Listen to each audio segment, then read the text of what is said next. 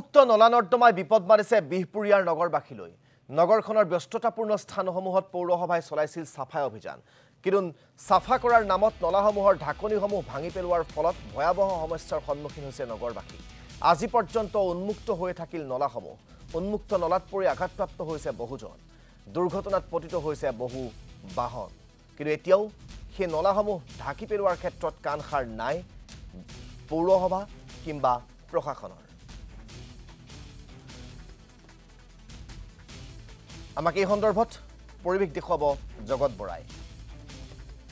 নগৰ চহৰৰ উন্মুক্ত নলা নৰ্দমাই বিভিন্ন সময়ত বিভিন্ন জনৰ প্ৰাণ লৈছে যদিও কিন্তু কৰ্তৃপক্ষ কোনো ধৰণৰ গুৰুত্ব প্ৰদান কৰা পৰিলক্ষিত হোৱা নাই। মই উপস্থিত আছোঁ বিহপুৰীয়াত আৰু বিহপুৰীয়া পৌৰসভাৰ কৰ্মকাণ্ড মই দেখুৱাব বিচাৰিছোঁ প্ৰতিদিন টাইমৰ দৰ্শকসকলক। এইটো এটা বিহপুৰীয়া পৌৰসভাৰ অন্তৰ্গত এটা নলা আৰু এই নলাটো দীৰ্ঘদিন ধৰি উন্মুক্ত হৈ আছে আৰু ঠিক অকল এই স্থানতে নহয় বিভিন্ন স্থানত পৌৰসভাই যিবিলাক নৰ্দমা নিৰ্মাণ কৰিছিল নলা নিৰ্মাণ কৰিছে সেই নলাসমূহ উন্মুক্ত হৈ থকাৰ পৰিপ্ৰেক্ষিতত বিভিন্ন সময়ত দুৰ্ঘটনা সংঘটিত হৈ আছে। কিন্তু তাৰ পাছতো পৌৰসভা কৰ্তৃপক্ষৰ কোনো ধৰণৰ গুৰুত্ব প্ৰদান কৰা পৰিলক্ষিত হোৱা নাই।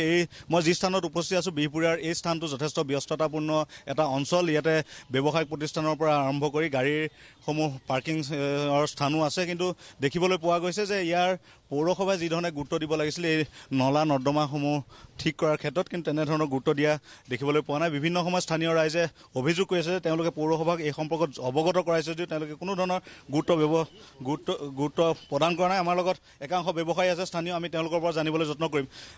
দাদা, এইটো দীৰ্ঘদিনৰ পৰা উন্মুক্ত হৈ আছে। এইটো 3 মাহ হৈ গ'ল উন্মুক্ত হৈ থকা। তেওঁলোকে নলা চফা কৰাৰ নামত প্লেট ভাঙি পেলাই উঠাই আৰু নতুনকৈ প্লেট নবহোৱালে, যিটো কাৰণে ইয়াত সঘনে দুৰ্ঘটনা সংঘটিত হৈ আছে। ইতিমধ্যে দৈনিক এখনকৈ গাড়ী ইয়াৰ আগৰ গাঁতটোত পৰি থাকে বুলি ক'লেও ভুল নহয়। মানুহে লাগি ভাগি উঠাই নিয়ে আৰু এইটো গাঁতত যোৱাকালি এজন যুৱক পৰিছে। যুৱকজনৰ হাত ভৰি ভাগি একদম অৱস্থা বেয়া হৈ গৈছে। গোটেই গেলা পানীৰে আৱৰি পৰি মানে লেতেৰা আৱৰ্জনা নৰ্দমাত যিমান আছে গোটেইখিনিয়েই তেওঁ মানে হানি পুটকি গোটেই অৱস্থা বেয়া হৈছে। জনোৱা হৈছিলে, তেওঁলোকক বহুবাৰ আবেদন কৰা হৈছে, টেলিফোনিকভাৱেও জনোৱা হৈছে। কৰিম কৰিয়ে আছে।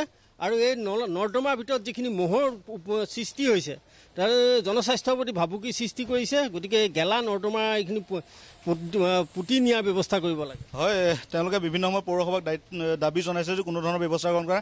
আমাৰ লগত এজন স্থানীয় ব্যৱসায়ী আছে। আপোনাৰতো ইয়াতে ব্যৱসায়িক প্ৰতিষ্ঠান, যথেষ্ট ব্যস্ততাপূৰ্ণ এলেকা, সঘনাই গ্ৰাহকৰ আহ যাহ হয়। আজি এই প্লেটটো যেতিয়া ভাঙা হৈছে, আজি প্ৰায় 3 মাহতকৈ বেছি সময় অতিক্ৰম কৰিছে। সেই সময়ৰ পৰা এনেকৈ ৰখা হৈছে। ওপৰৰ প্লেটখিনি যেতিয়া আঁতৰোৱা হৈছে, নতুনকৈ ইয়াৰ কোনো ব্যৱস্থা বিহপুৰীয়া পৌৰসভাই আজিলৈকে কৰিব পৰা নাই।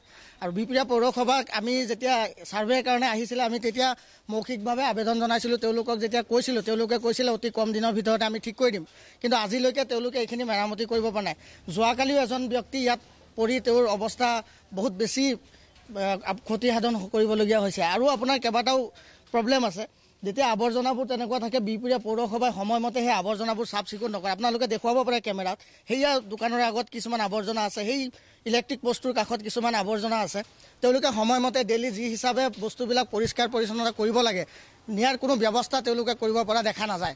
সঁচাকৈ এক দুৰ্ভাগ্যজনক কথা। কোনো ধৰণৰ সুৰক্ষামূলক ব্যৱস্থা নাই। আপোনালোকে চাওক, আজি কিছুদিনৰ আগতে যিহেতু গুৱাহাটীৰ নৰ্দমাত পৰি এজন শিশুৰ মৃত্যু হৈছিল আৰু সেই ঘটনাৰ পৰা কিন্তু শিক্ষা লোৱা নাই বিহপুৰীয়া পৌৰসভা কৰ্তৃপক্ষে। চাওক কেনেদৰে ৰদবিলাক ওলাই আছে আৰু যাৰ কাৰণে এনেকৈ এক ভয়ানক পৰিৱেশৰ সূচনা হৈছে। বিহপুৰীয়াৰ অকল এইটো এটা নমুনাই। বিহপুৰীয়াৰ বিভিন্ন প্ৰান্তত এইদৰে নৰ্দমাসমূহ উন্মুক্ত হৈ থকাৰ বাবে বিভিন্ন সময়ত দুৰ্ঘটনা সংঘটিত হৈ আছে।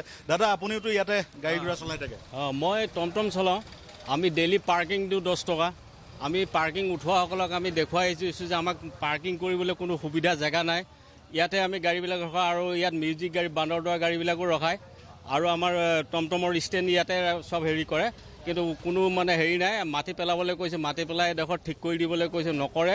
ইয়াত আমাৰ বহুত অসুবিধা হৈছে। আৰু এই ড্ৰেইনখিনি সেইদিনাখন চাফা কৰিছে, কৰি পেলাই সেয়া গোটেই ৰড ওলাই আছে, কিবা হৈ আছে। এইবিলাক মানুহৰ ভৰিত লাগে, আঙুলিত লাগে, ফালে। গতিকে এইটো আমাৰ মিউনিচিপালিটি বৰ্ডৰ মানে এই কামখিনি মানে অতি সোনকালে কৰিব লাগে বুলি মই অনুৰোধ কৰিছোঁ। কি দাবী জনাব পৌৰসভা কৰ্তৃপক্ষক? হয়, আপোনালোকে দেখিবলৈ পাইছে বৰ্তমান বিহপুৰীয়া পৌৰসভাখন একমাত্ৰ দুৰ্নীতিৰ ওপৰত চলি আছে। বিভিন্ন সময়ত বিভিন্ন ধৰণৰ অনিয়ম চলি আছে। সেয়ে আমি বিহপুৰীয়া পৌৰসভাৰ সন্মানীয় পৌৰমন্ত্ৰীগৰাকীক অনুৰোধ জনাইছোঁ যাতে এই বিহপুৰীয়া যিসমূহ ড্ৰেইন আছে তথা বিহপুৰীয়াখন আৰু কেইদিনমান পিছত অসমৰ ভিতৰত এখন অতি লেতেৰা ঠাই হিচাপে চিহ্নিত হ'ব। সেয়েহে ৰাইজৰ প্ৰতিক্ৰিয়া আমি আপোনালোকক সাংবাদিক জগত বৰাৰ জৰিয়তে দেখুৱালোঁ।